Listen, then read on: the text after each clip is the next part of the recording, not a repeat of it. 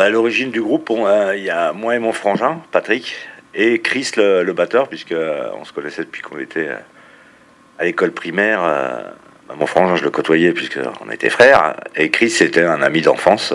Voilà. C'était une bande de copains un peu. Voilà, une bande de potes, et à un moment, on s'est dit, plutôt que de continuer à faire des conneries dans la campagne allonaise, on s'est dit, qu'est-ce qu'on pourrait faire? Et donc, on s'est dit, tiens, la musique, c'est sympa. On découvrait, nous, à la fin de notre adolescence, le mouvement punk en Angleterre, et on s'est vraiment retrouvé musicalement et au niveau du message, on s'est retrouvé en phase avec ce mouvement-là, donc on a décidé de monter un groupe de musique. Tu parles de groupe punk, c'est pas totalement punk d'ailleurs comme musique. On parle plus de rock alternatif, un peu. Combo, rock, reggae. Mais bon, on nous rapprochait, enfin on nous comparait toujours au Clash, qui était nos très très grands frères. Et donc c'était eux, ils étaient dans la mouvance punk anglaise. Il y avait deux mouvements musicaux. Il y avait la mouvance un peu Sex Pistols, Nos Futurs, un peu Destroy, et des groupes comme les Clash qui étaient plus des groupes militants et qui ont sorti des albums avec des influences diverses et variées, sud-américaines, du reggae, voilà. Donc on était plus dans cette mouvance-là, quoi. Et donc ça a commencé comme ça, comme beaucoup de groupes, dans une cave où on commence à faire des tout à fait, dans le garage chez les parents, puis après dans un local de répète qui nous était prêté par la mairie d'Allonne. Donc voilà, de fil en aiguille. Bon, la chance qu'on a eue, c'est qu'on a été signé très vite chez Bondage Records lors d'un concert, ce qui nous a permis de faire partie de l'écurie qu'on appelait à l'époque l'écurie Bondage, sur lesquelles il y avait les groupes comme les Berruriers Noirs, Ludwig von 88, les Washington. Donc ça nous a permis de tourner beaucoup et surtout de sortir de la province, parce que tout se passait à l'époque sur Paris. Même si c'est encore vrai maintenant, il faut savoir qu'on n'avait pas les moyens de communication qu'il y a aujourd'hui. Facebook, Internet, tout ça, ça n'existait pas. Donc Paris, c'était loin. C'était vraiment une autre époque pour le coup. C'est clair, c'est clair. Tout était les maquettes des disques, les flyers, c'était fait à la photocopieuse, au ciseau et à la colle. Mais ça avait son charme aussi. Ouais, de toute façon, on n'avait pas. Enfin, c'est pas qu'on n'avait pas le choix, c'est qu'on connaissait que ça. Donc voilà. Donc nous, on était issus, Patrick et moi, de parents qui étaient militants communistes. Donc on les a toujours vus faire. À partir du moment où tu avais envie de faire quelque chose, il fallait rien attendre des autres. Il fallait que tu le fasses toi-même, quoi. Donc c'était un peu à l'époque du do it yourself, quoi. Bon, on va peut-être reprendre les choses dans l'ordre. La première question que j'ai envie de vous poser, c'est pourquoi ce livre et pourquoi maintenant? Alors pourquoi maintenant? En fin de compte, c'est un projet sur lequel on est depuis 5 ans. À l'origine, c'est une maison de disques qui s'appelle Crash Disc, qui a voulu ressortir une compilation des meilleurs morceaux de Nuclear Device. Et nous, objectivement, on voyait pas trop l'intérêt. Ça avait déjà été fait à l'époque par notre maison de disques 2 ans après qu'on ait arrêté. Et on voyait pas trop l'intérêt, quasiment 30 ans après, de ressortir une compilation, juste un disque. On a proposé de sortir une compile, mais dans un beau coffret. Et de fil en aiguille, l'idée a un peu évolué, et d'un coffret avec un CD, c'est devenu un livre dans lequel il y a un CD. Mais ce qui est important, c'est pour nous en tout cas, parce que c'est ce qui est nouveau, puisque la compilation ne fait que reprendre des morceaux qui existaient déjà à l'époque, c'est qu'on avait envie de raconter notre histoire, cette tranche de vie et cette tranche d'histoire, puisque c'était une époque où il s'est passé beaucoup de choses à tous les niveaux, au niveau culturel, au niveau politique. C'était l'arrivée des socialistes, l'arrivée des radios libres, des télélivres. Donc voilà. C'est une époque qui vous a profondément marqué. Bah ouais, c'est clair, comme beaucoup de gens, le démarrage dans la vie d'adulte, ça marque tout le monde, mais là en plus c'est effectivement une époque où s'est passé énormément de trucs, quoi. Donc nous on a vécu 7 ans d'une pure folie, quoi. D'une pure folie. Pourquoi pure folie? Pure folie parce qu'on a fait plein de choses. On a voyagé dans l'Europe entière grâce au groupe. Enfin voilà, on a rencontré des gens qu'on n'aurait jamais rencontrés si on n'avait pas fait de musique. On a fait des rencontres merveilleuses, que ce soit avec le public ou avec les organisateurs qui nous accueillaient. On a vraiment vécu des trucs très forts et on avait donc envie de faire partager ça, quoi. Et vous vous inscriviez aussi dans un mouvement qui était un peu politique aussi, quand même, à cette époque-là. Tout à fait. C'était ce qu'on a appelé le mouvement rock alternatif. C'était un peu la volonté de tous les acteurs culturels de l'époque de faire des choses un petit peu en dehors du système traditionnel.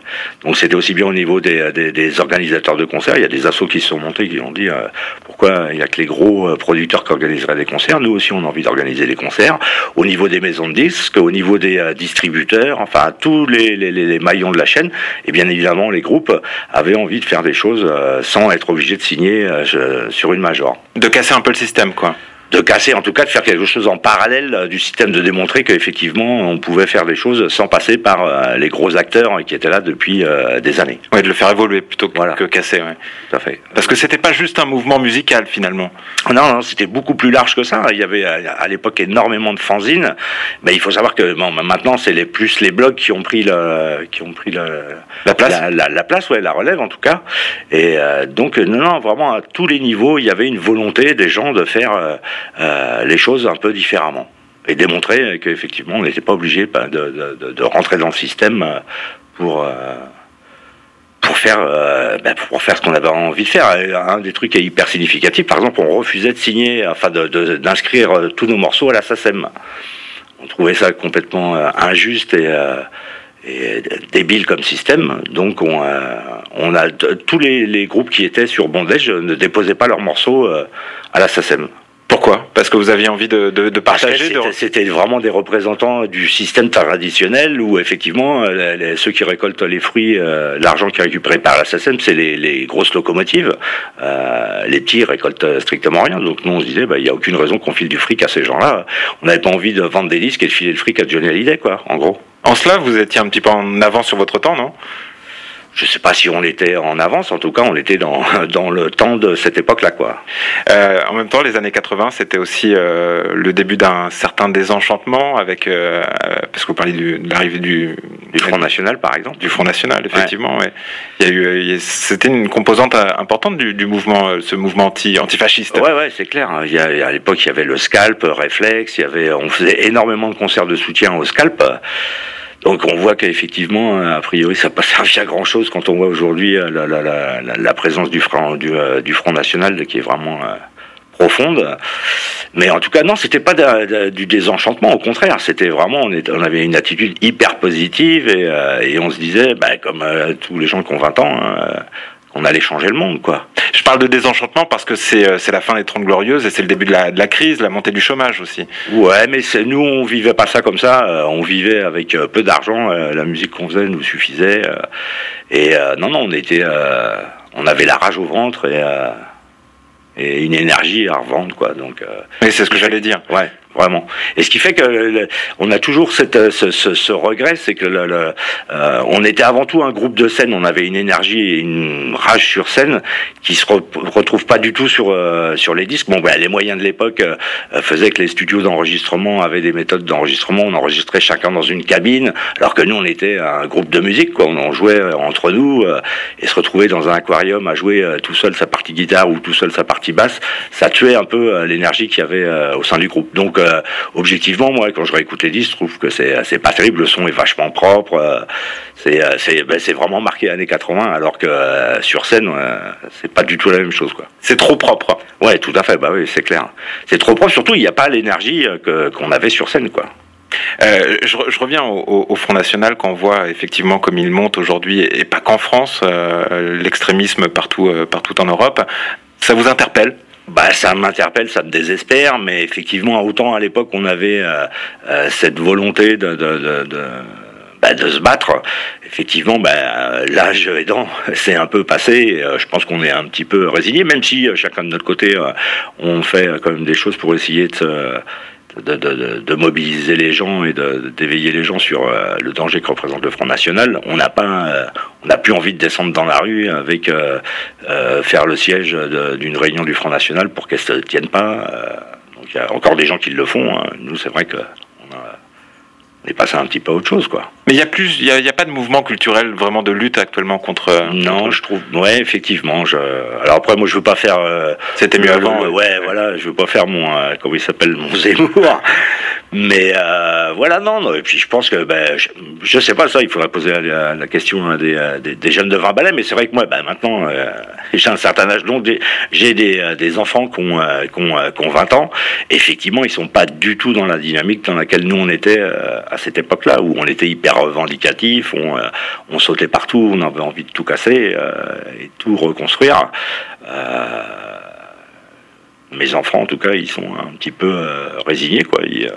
Voilà, moi je dis pas, quand moi j'avais 20 ans, machin, non, chacun vit ses 20 ans comme il l'entend, quoi. Vous faites quoi aujourd'hui, maintenant ? Alors, après le groupe, en fin de compte, chacun a fait un petit peu des choses de son côté, tout en gardant le contact, et on a, pour pas mal d'entre nous, monté des boîtes. En fin de compte, c'était un petit peu la suite logique, hein, quand tu veux faire les choses toi-même. Pendant une époque, on a fait de la musique, et puis après, on a monté des associations, puis des associations qui sont devenues des boîtes. Donc, des entreprises. Des entreprises, voilà, ouais, c'est un peu, je pense, la façon d'être, de faire ce qu'on a envie de faire comme on a envie de le faire, quoi. Alors bien sûr, il y a plein de gens qui nous ont dit, ouais, regardez, les Nuclear Device, qui étaient des gauchistes, sont devenus des capitalistes. J'adhère pas du tout à ce truc-là, parce qu'effectivement, on fonctionne dans le système, et quand on est une entreprise, on a des clients et on vend un service, mais c'est la façon dont ça se passe dans l'entreprise avec les salariés. Et moi, je revendique tout à fait la façon dont ça fonctionne au sein de mon entreprise, et j'ai aucun problème là-dessus, et j'assume totalement. Les convictions n'ont pas changé, quoi. Voilà, c'est ça. C'est la façon de faire les choses, la confiance, le rapport qu'on a avec les gens. Même si je suis patron, j'assume complètement. Mais c'est quand même amusant, vous vous imaginiez peut-être pas patron quand vous aviez 20 ans à l'époque je sais pas, parce que quand que ce soit une association ou un groupe, c'est un peu, t'es ton propre patron, hein. Un groupe, c'est une petite entreprise, hein, parce que tu fais des répétitions pour préparer un spectacle, t'es contacté par un organisateur qui te dit, ouais, j'aimerais bien que vous veniez, combien vous allez me demander pour jouer, enfin voilà, c'est aussi une petite entreprise, donc l'évolution me paraît assez logique, quoi. Vous dirigez quoi comme entreprise exactement ? Alors là, après le groupe, j'ai monté une imprimerie et j'ai racheté en fin de compte une imprimerie, et j'ai découvert le monde de l'imprimerie à travers le groupe, en fin de compte, parce qu'on faisait imprimer nos affiches dans une imprimerie, et c'est un métier qui m'a vraiment fasciné. Donc j'ai eu une imprimerie pendant 5-6 ans. Après, j'ai monté une entreprise sur Paris de design d'interface et sur Le Mans d'architecture intérieure. Et là, je suis en train de voir pour reprendre une entreprise de location de véhicules de tourisme et d'utilitaire. Est-ce que vous êtes surpris aujourd'hui, 30 ans après, qu'on vous parle encore de Nuclear Device ? Non, surpris, en tout cas super content, parce que super content de voir l'écho que reçoit le livre. On est nous-mêmes surpris. Il est quasiment en rupture de stock, alors que ça fait une semaine qu'il est sorti. On est choqué. On a découvert hier qu'il y a un mec sur Amazon qui vend le livre à 400 €, alors que ça fait une semaine qu'il est sorti. Donc on a dit qu'on aurait pu le dédicacer espèce de fumier, parce que on trouve ça scandaleux, quoi. Mais donc forcément on est content effectivement de voir que ce projet il a duré pendant 5 ans, et de voir qu'effectivement il a un écho. On est super content, parce qu'on se dit que voilà, c'était un projet qui pas qui était forcément attendu par les gens, mais en tout cas ça représente un intérêt. Alors pour les gens qui ont vécu cette époque-là, ça semble assez logique. Ça fait plaisir à tout le monde de se replonger dans sa jeunesse. Nous, ce qu'on espère, c'est qu'ils retrouvent un écho aussi auprès des gens qui sont plus jeunes, et que ça leur donnera peut-être envie eux aussi de monter un groupe et de voir que c'est faisable, quoi. Mais vous avez conscience d'avoir marqué comme ça une génération ? Parce que des fois on réalise pas forcément. C'est un peu. Il y a un bouquin qui est sorti il y a 5-6 ans qui s'appelait Rebelle, et qui était un peu. Là, c'était vraiment un bouquin d'histoire sur l'histoire du mouvement rock alternatif. Et quand je l'ai lu, c'était assez rigolo, parce que je dis, ouais, c'est assez rigolo. On se retrouve dans un livre d'histoire. Et donc de voir dans un livre raconter des choses que toi t'as vécu, t'étais dedans, c'est assez drôle, quoi. Mais bon, quand tu le vis, tu te rends pas compte que que tu fais partie tu participes à un petit bout de l'histoire, voilà, quoi. Mais Non, c'est rigolo, mais bon, ben voilà. Nous, on a eu l'impression de vivre quelque chose de hyper fort. Il s'avère que effectivement, c'est pas complètement faux, puisque 30 ans après, le fait de sortir un livre, ça rencontre un écho, donc c'est que ça a un intérêt. C'est validé par le fait qu'un éditeur se soit intéressé au projet. Aujourd'hui, vous êtes toujours copains les uns les autres? Ah ouais, tous. Ouais. Alors on se voit plus ou moins souvent, mais on est, il y a sur les différents membres du groupe, il y en a pas mal qui sont restés dans la région. Et puis le bassiste qui a après Nuclear Divide joué dans les Ludwig 2488 et sur Avignon, donc on le voit un peu moins souvent. Et puis mon frangin il est sur Toulouse, donc on le voit. Mais là on se retrouve parce qu'en fin de compte on fait pas mal de promos pour le bouquin sur les radios, dans les librairies, un peu partout en France. Et donc on se retrouve comme à l'époque du groupe, quoi. C'est rigolo. Ouais. Mais par contre, on n'a pas du tout l'envie de remonter sur scène. Ça, c'est ça nous est demandé. C'est clair que l'éditeur nous l'a demandé en disant ça serait un super truc pour promouvoir le bouquin, de faire en plus une tournée. Et ça, on n'a pas envie. C'est passé, c'est fini. Ouais, je pense que voilà, c'est ça. Nous, on était un groupe de scène avec une rage, une envie de revendiquer, une énergie sur scène qu'on n'a plus aujourd'hui. Je veux dire, t'as pas à 50 balais l'énergie que t'as à 20 ans, donc ça serait ridicule. J'ai vu trop de vieux groupes. Je trouvais ça pathétique. J'ai un sens du ridicule. Enfin, parce que c'est une volonté commune. On n'a pas envie de ça, quoi. Et puis c'était très contextuel. Enfin, c'était à l'époque. Je veux dire, maintenant, on chantait des chansons comme Pretoria qui parlent de l'apartheid, alors que Nelson Mandela, il est mort maintenant, mais il est sorti de prison. Ça a plus tellement son sens, quoi. Donc voilà, ça correspondait à une époque. Ça a plus vraiment de sens maintenant, quoi.